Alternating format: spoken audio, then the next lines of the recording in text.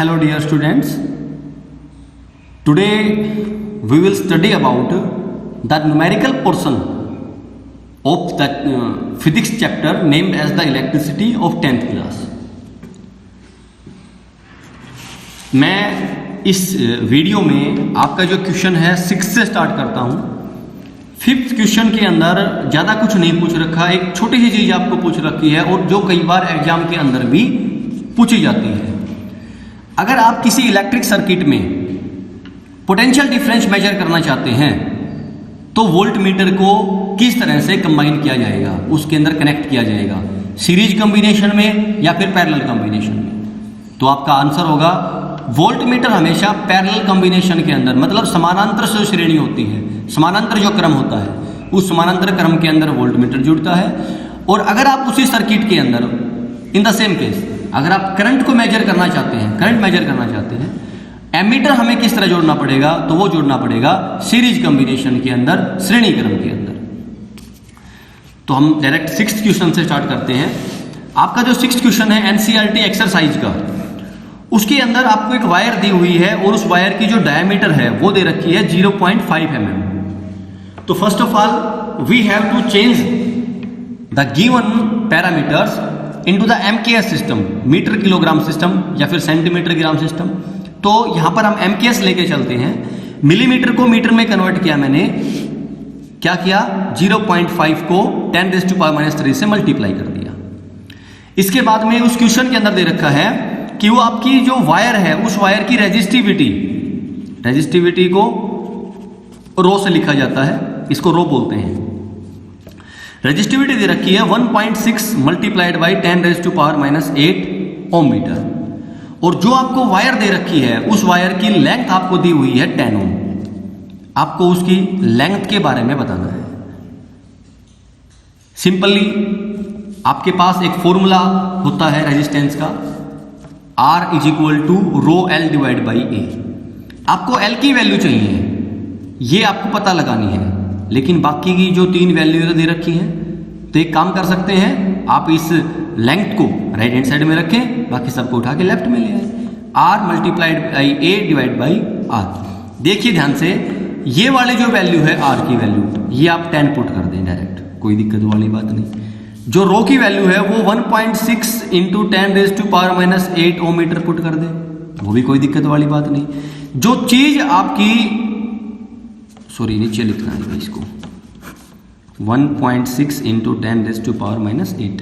जो चीज आपकी बच जाती है वो है एरिया।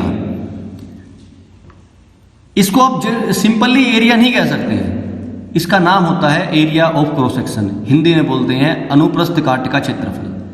मतलब मान के चलिए इस पेन को मैं एक वायर के तौर पे लेता हूं और मुझे इसका एरिया ऑफ क्रॉस सेक्शन निकालना है, तो मैं इसका कौन सा एरिया निकालूंगा, ये वाला जो हिस्सा है ऊपर वाला, ये वाला, ये मतलब इसको आप तार की मोटाई कह सकते हैं सिंपल फॉर्म में। इसकी वैल्यू आपको निकालनी है और इसकी मोटाई निकालने के लिए आपको दिख रहा होगा कि इसकी जो शेप है वो सर्कुलर शेप है। ये वाले जो हिस्सा है ऊपर वाला, इसकी शेप सर्कुलर है, तो सर्कल का एरिया क्या होता है, πr²। आपको डायमीटर दिया हुआ है वायर का, तो इसकी रेडियस तो निकल सकती है। रेडियस क्या होगी इसकी, R = 0.5 मल्टीप्लाइड बाई 10⁻³ /2।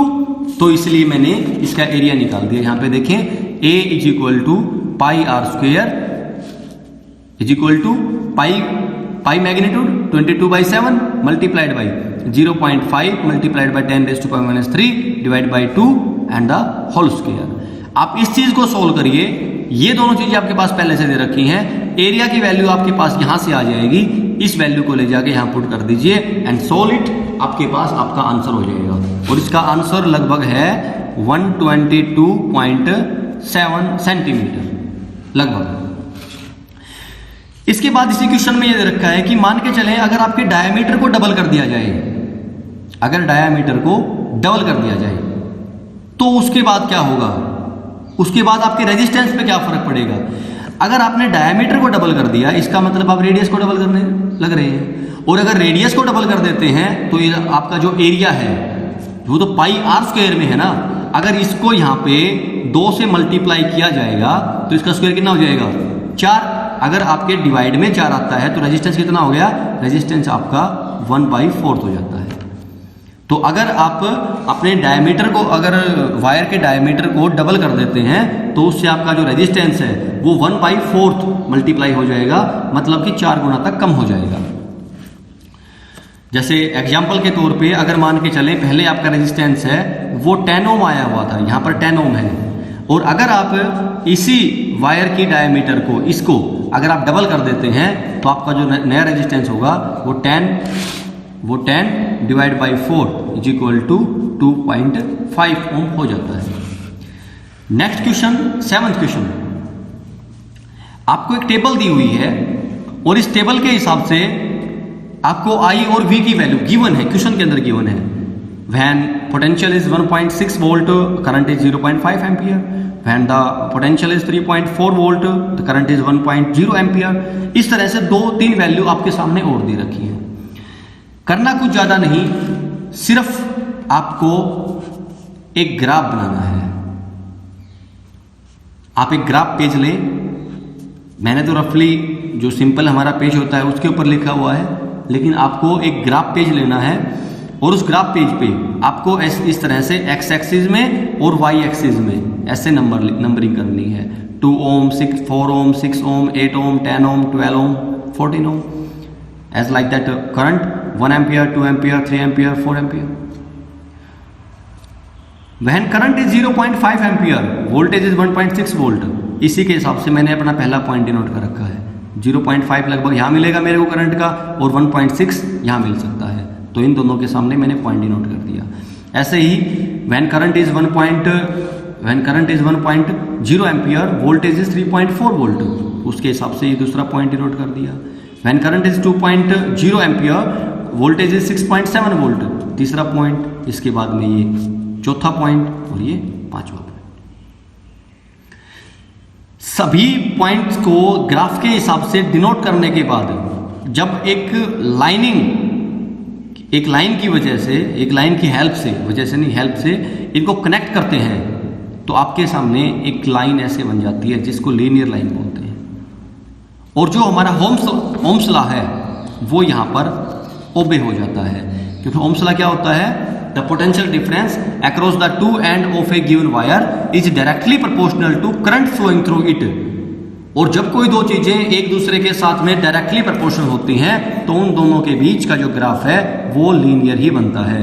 मतलब कि यहाँ पर ये जो आपका एंगल है, ये आपका एंगल 30 डिग्री टू 45 डिग्री तक आराम से हो सकता है किसी भी चीज को डायरेक्टली प्रोपोर्शनल दिखाने के लिए, तो ये आसानी से अपना हो जाएगा।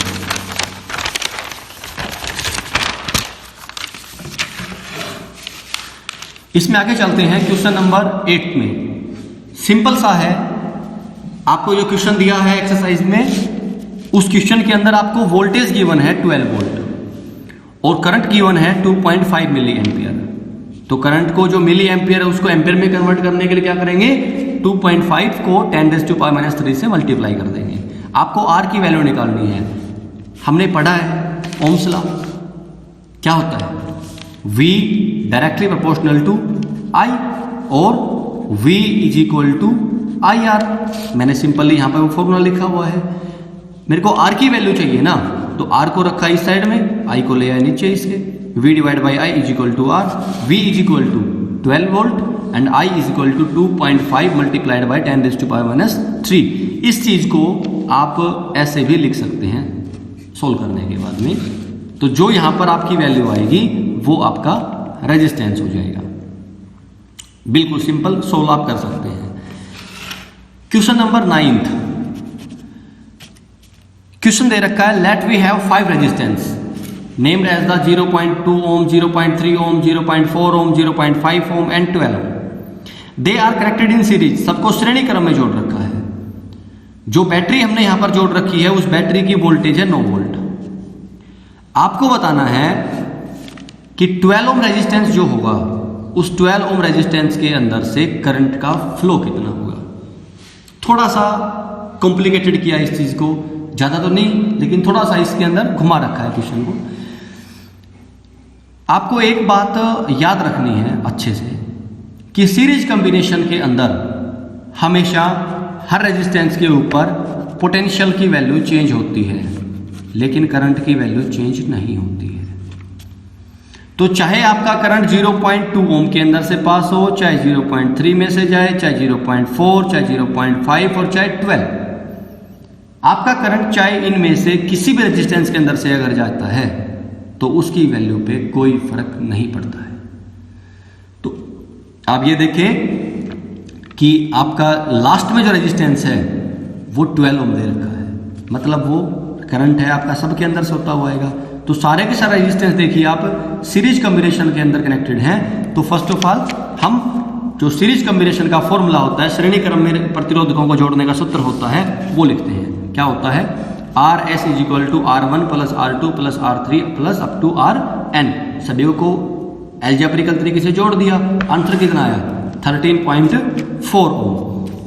करंट का फॉर्मूला क्या होता है भाई? Ohm's law, V divide by R। आपकी जो वोल्टेज है वो गिवन है 9 वोल्ट, जो आपका रेजिस्टेंस है वो 13.4 ओम है। आप डायरेक्ट इसके अंदर वैल्यू रखिए, आपका आंसर आपके सामने होगा। आंसर आया आपका 90 डिवाइड बाई 134 एम्पियर। आप इसको फर्दर सोल्व करके लिख सकते हैं।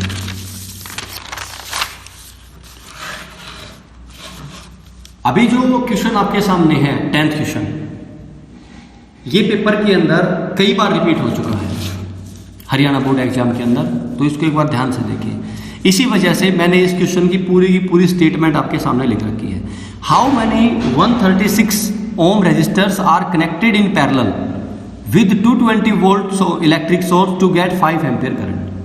आपके पास रेजिस्टेंस है, ये नहीं पता कि वो 10 है, 15 है, 20 है, 1 है, 2 है, 3 है, 4 है, 5, कुछ भी हो सकता है, लेकिन हर एक रेजिस्टेंस की जो वैल्यू है वो 176 ओम है। आप इसको RN तक लिख सकते हैं, 176 ओम है। आपको ये जितने भी रेजिस्टेंस हैं, इन रेजिस्टेंस को पैरेलल कॉम्बिनेशन के अंदर कनेक्टेड करना है, और इस तरह से करना है कि जो करंट हमारी इलेक्ट्रिक सर्किट के अंदर से फ्लो करेगा उसकी वैल्यू 5 एम्पियर हो।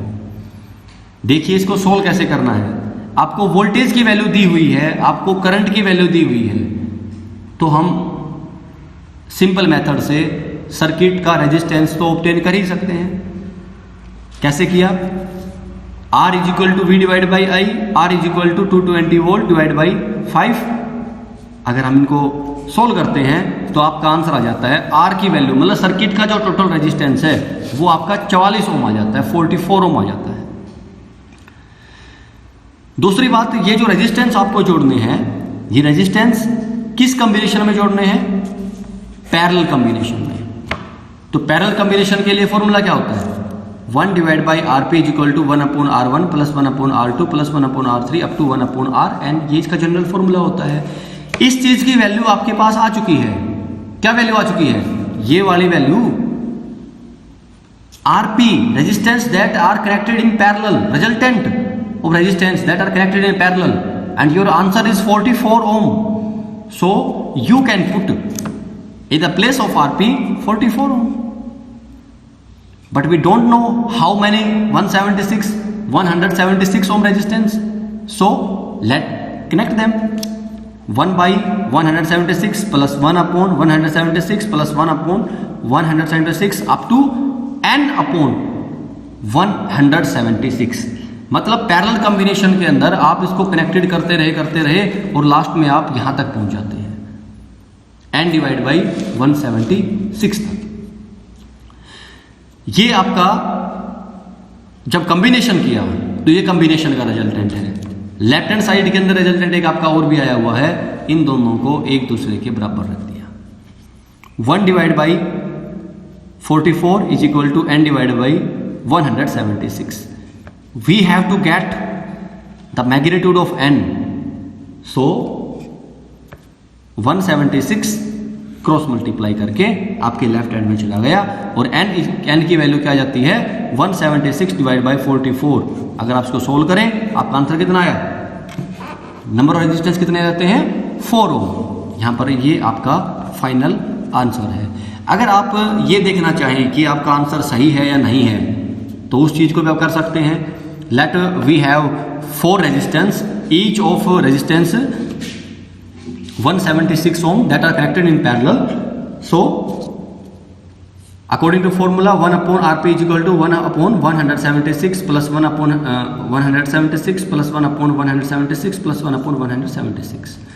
176 the LCM, 1 plus 1 plus 1 plus 1, 4 divided by 176.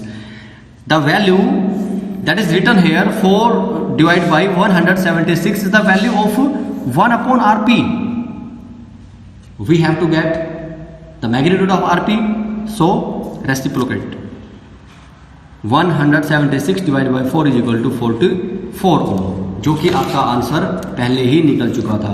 इसका मतलब ये हुआ कि जो आपके नंबर हैं, 4 नंबर रजिस्टर हैं, वो आपका आंसर बिल्कुल सही आया हुआ है। आज के लिए इस वीडियो में इतना ही। आई होप कि आपको ये क्वेश्चन है ये समझ में आ गए होंगे and I request you to आप इसकी प्रैक्टिस करेंगे घर बैठ के आराम से। इस चैप्टर के अंदर से 1 या 2 न्यूमेरिकल हर बार पेपर के अंदर आते हैं, तो आपसे रिक्वेस्ट है कि आप इनकी अच्छी तरह से प्रैक्टिस करें, इनको अच्छे तरीके से समझें, बार बार में इनको सोल्व करके देखें और इस तरह की तैयारी आपको करनी है इस लॉकडाउन के दौरान, ताकि आपकी जो पढ़ाई है उसमें किसी तरह की कोई दिक्कत ना आए। Thank you.